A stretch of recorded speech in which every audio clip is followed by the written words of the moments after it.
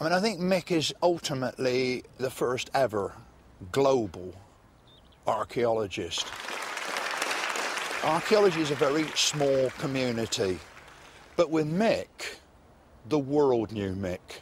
He did believe that archaeology should be for everybody, and unlike some people who might say that but not do anything about it, he actually made that happen. He was as happy talking to a 5-year-old as a 95-year-old, anyone from any background, and could convey that enthusiasm. I once said to him, "You're so good at getting down to their level," with my children. I said, "How you talk to them so well, you're so good at getting down to their level." And he said, "I don't have to get down to their level, I'm at their level," which I thought was great. Oh, don't. Stop it. Stop it. Well, Mick believed profoundly that archaeology was too important to be left to archaeologists alone. And he really wanted to bring our subject to a wider audience. And he did that with enormous conviction. It was almost his life's work.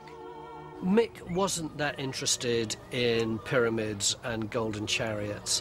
What he loved about archaeology was that it was the mark of ordinary people in the landscape. And he wanted ordinary people today to be able to share in the fun and the joy and the history of all that, so that they could understand that they were part of that continuum of human history.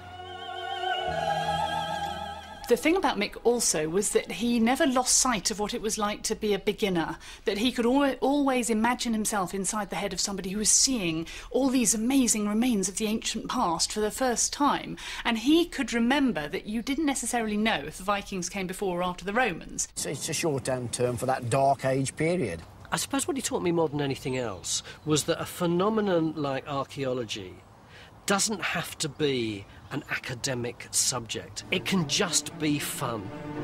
And actually, having a lot of knowledge doesn't have to make you pompous. You are a smarty pants, aren't you?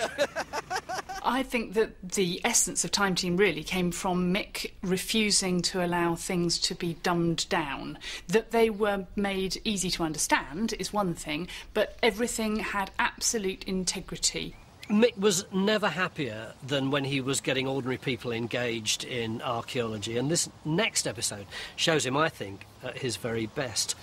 We went up north to this little village, and it seemed like within seconds he'd mobilised over 50 people to start digging test pits all round their village. And OK, he looked really relaxed, but actually it was very difficult for him because all these different finds they were coming up with took the story in different directions. So this is the village of Nether Poppleton in Yorkshire, and Mick looking very relaxed, but having quite a difficult time of it.